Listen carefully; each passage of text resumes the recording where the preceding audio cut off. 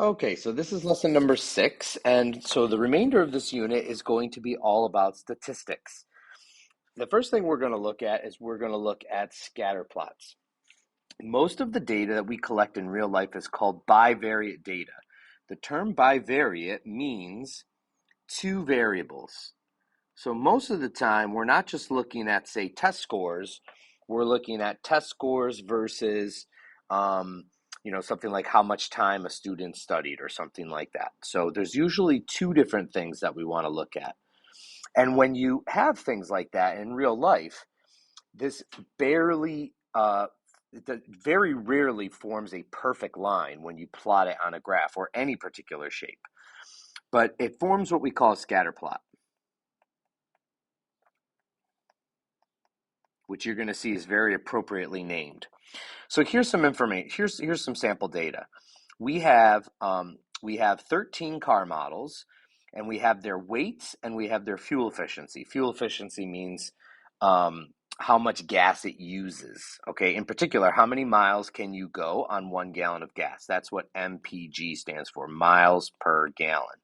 So this is how many miles can you go on 1 gallon of gas. So what we want to do to create a scatter plot is we want to actually plot all these points on a graph. So for example, the first one has been done for us. It's 3,200 pounds and 23 mpgs. So that turns out to be plotted right there.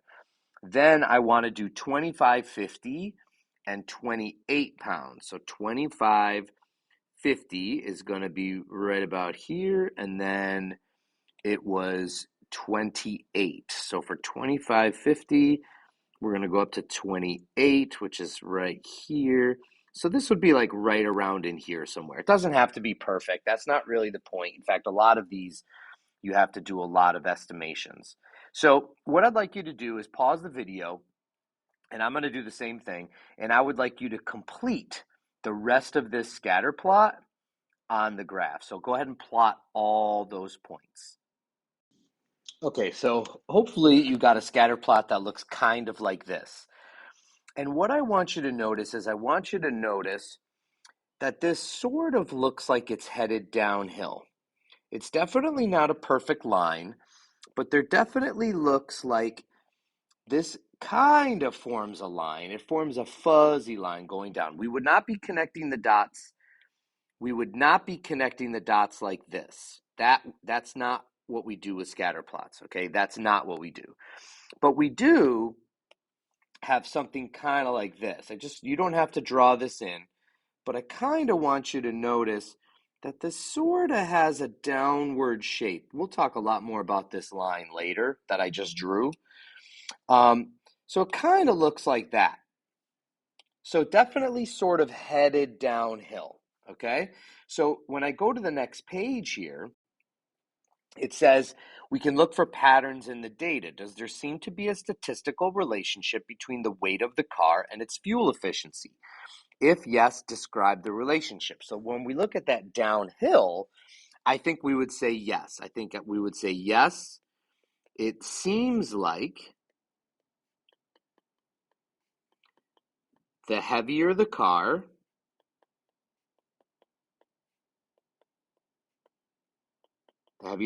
gets, the lower the fuel efficiency is. Now, here's an important question.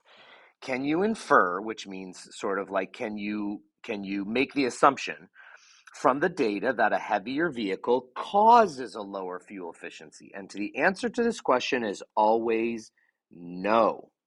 Okay? And the reason why is, does a car being heavier cause it to use more gas? Well, that may be, but we have to do an experiment to actually find that out. If we're just looking at a scatter plot, we don't know what the cause is. We just know that there looks like there's some relationship there. So it's very important to understand that a statistical relationship between two variables does not imply that there's a cause and effect relationship. So if you see that the data is sort of going up, or if you see that the data is sort of going down, That does not mean that one causes the other. It might, but we don't know for sure.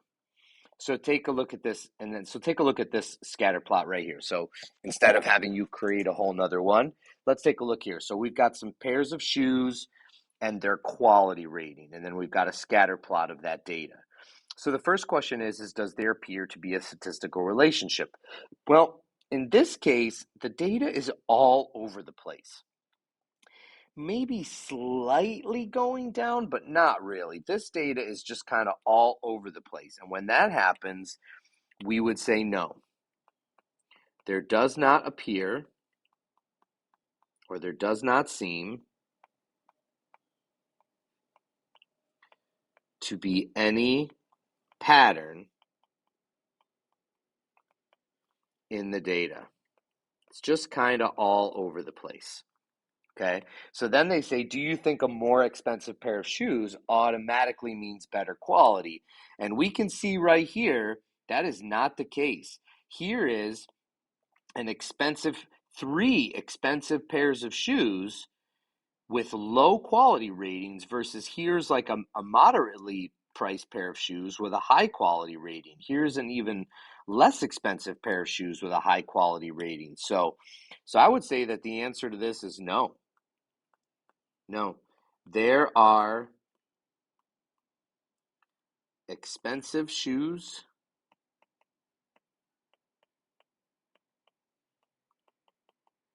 with low quality ratings.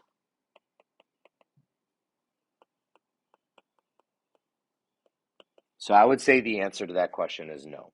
So you need to be able to create a scatter plot, and then you just need to be able to analyze that scatter plot, whether or not you see a pattern in the data, and that pattern would represent what we call a statistical relationship. And we always know that a statistical relationship does not mean cause and effect. And that's lesson number 6.